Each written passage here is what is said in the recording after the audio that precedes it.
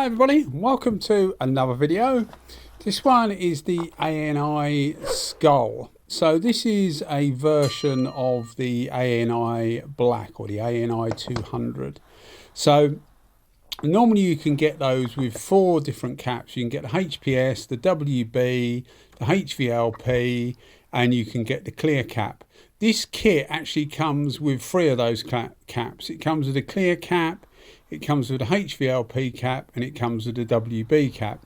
Now I've already done an unboxing video which I'll put a link in the description because it goes into more detail about the difference in the caps, and you can see the difference in the caps on the video. So if you're interested in that, then take a look over there. But I thought I've also done a video, while I remember, with the HVLP cap, so I'll put a link again in the description. That's for base coat. This is a clear coat, so I'm using the clear cap, and I thought it was important to separate the video, because although it's one gun, because this is a version of the ANI Black, so the ANI 200, you normally, if this kit isn't available, you would normally buy a WB version, HVLP version, and so on. So it is relevant in that if you're after an ANI 200 with a clear cap, this is obviously the gun you'll get. It will look different, it will be black, but it's exactly the same gun, just with different livery. I mean, it must be said at the moment, with the price this thing is, I mean, I got this from Sprayguns Direct. I do buy it. I bought it from Sprayguns Direct. At the time, I think it was £350 plus VAT. I think they're a little bit dearer now, £360. And when I looked on their website about a week ago, they actually keep it in stock again now. There was, for some reason, a little while ago, they were quoting 2 weeks or something. But they seem to have it in stock. That could change, of course, but I'm just saying what I saw. But anyway, for the value, I think this is a really, really good value gun. I was on about getting, in the original video, the first one with the HVLP cap, I was on about getting the H2 adapter, which goes on the bottom of the gun, and it effectively, as far as I know anyway, it compresses the air, which effectively heats the air up coming into the gun, which would be handy in, I mean, I'm in the UK, so it'd be handy in the UK climate, because it's often quite, you know, can get quite chilly, especially lately. It's been down to -9 outside, so it's, you know, it does get quite chilly, and I thought it might be a good idea. But I've had 2 people tell me that they don't actually work very well and they go wrong, so I'm in 2 minds now. I mean, as I say, I've got to buy this stuff, so I'm in 2 minds as to whether to get that. But I really would fancy trying that, just to see for myself what it's like and what it does. Anyway, back to this gun. So one of the things that come to light when I did the first video, the unboxing video, was that the pressures I was trying it at, now I was only trying to get a fan pattern, so it didn't matter that much really, but people were telling me that the pressures were wrong, ANI quote, and the need for a higher pressure. Now I've put on the screen right now, I'll put a copy of the recommended pressures that I think it's HPS and HVLP versions, but they are quite high, and a lot of ANI guns seem to like high pressure, and some of them I would say higher than ANI recommend. The R160, for example, they recommend something like 2.5, 2.6 bar, I think, for that at the base of the gun, and I think around 3.5 bar at the base of the gun for clear coat anyway, gives you a much better finish. So with this one, I thought, well, I'll start off low and then I can always work up. And I found that it was absolutely perfect around 2 bar at the base of the gun. In the next part of the video, which is a bike tank, because I normally do bike stuff, I've just got a few of these to do for someone, but I normally do bike stuff, and you'll see me doing a bike tank. So there I cranked the pressure up, and it was about 2.2 bar at the base of the gun, which is still well below what ANI recommend. But you'll see now, you'll see the finish on the bumper. We take it outside and you can get a better view. But you'll see the final finish is actually really good. So at 2 bar at the base of the gun, I found absolutely no need whatsoever to pump up the pressure. Some people have said, you know, you really need to give these a lot of pressure, and indeed ANI recommend a higher pressure. And I found I got a really good finish. I was very, very pleased with it, and I used nothing like the sort of pressure that people were quoting. So it just goes to show you need to find your own sort of settings that you like and agree with you. You can pump it up, and you'll see, as I said in the next part of the video, you'll see that I have pumped the pressure up, but the finish is no better. I mean, this is if you look at this now, it's a really, really good finish. It's a silver, so you won't sort of like see your face in it that easily, because silvers just don't do that. Well, this type of silver anyway, because it's a very light silver. But you'll see that it's a really, really nice flat finish, and if that's what you're after, as I say, I found absolutely no need to put the pressure up that high at all. These guns, I don't know how reliable they are. A couple of people have said they're okay. Some of the smaller guns they've had problems with like the R160, you have to change the little sealing ring at the front quite often. This has got a different sealing arrangement, so I expect it to be more reliable in that case. But having said that, ANI make the parts really, really cheap, really easy to interchange. With the R160, the little rings at the front are about £5 for 10. They take about 30 seconds to change. It's not really a problem for me. It's just like a wearable part. I appreciate it. Some guns like Segola and Iwata and things like that don't have a wearable part there, so it is different, but it's not a big drawback. So I'm fully expecting this ANI 200 to be pretty reliable. I love the gauge. I think I've said in the other videos, but if you're new to the channel, I really like the gauge. It's a quick detachable gauge. It tells you the temperature of the air coming in as well.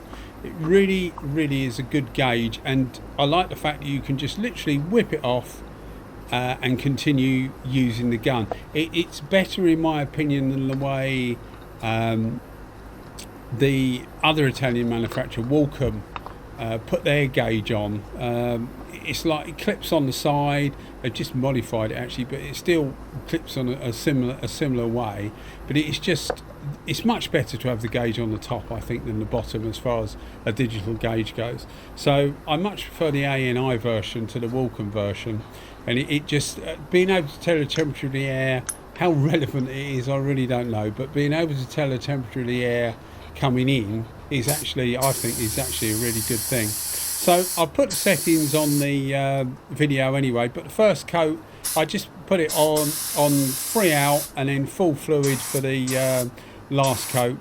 The clear coat on this was a CAPC 6030, so it's a 3/4 coat and then a full coat. Now you'll see when I'm using the gun here for this bike tank, I've actually, as I said before, I've actually cranked the pressure up a bit, and the idea of that was to just show you guys what happens when you crank the pressure up. You don't get a better finish. I don't think you get a better finish. You get a slightly faster gun, more air going through the gun, more material being drawn through the gun, so it does make it a bit faster. I found it gives it more overspray, which I personally don't like. Being in my situation with my workshop quite exposed to overspray, I try and keep it down to a minimum as much as I can, and I just felt that it was a little bit too much overspray. The first coat of this is actually a slightly lower pressure, and you'll see the second coat with the higher pressure how much more overspray you get, but gives a cracking finish anyway. But my point is that you get a cracking finish using it at a lower pressure. At the end of the day, if you want to crank it up to 2.6 bar at the base or more, or 1.8 I think it said on the gauge, if you want to crank it up to 1.8, then go ahead. It really doesn't matter. It's up to you, but I think you can get a really good finish and save material, because there's no doubt when I cranked it up, it as you see here actually, because I run out, and when you crank it up, it really does use more material. and I don't think you're putting any more on, you're putting more into the air. So yeah, I mean, it's really good without needing to use that pressure. I think maybe for me a 1.4 might be better. I know they do it in a 1.4, but one of the things I've found with this ANI is the infrastructure doesn't seem to be there. I mean, we're really tied to Sprayguns Direct in the UK for the ANI stuff. Nothing wrong with that at all, really good company. But they don't keep anything, so they will get it for you, but you have to contact them, get a price, etc. So it seems harder to get, you know, most of the, like if you want an Iwata tip, a DeVille this tip, it's really easy to get a hold of a tip. Whereas with the ANI, I'm thinking, well, I wouldn't mind a bigger tip. It just seems more difficult to get, which is silly really, because if someone's trying to sell something, and I think it's a pretty good product, you would think they'd make it as easy as possible for you to buy it, but it doesn't seem to be the case. Anyway, guys, it was nice and warm when I was doing this. It was about 24 degrees, which makes a change, because in the UK it does get quite damp, it does get quite chilly. I'm often having to use heat lamps. People that watch the channel frequently will realise that.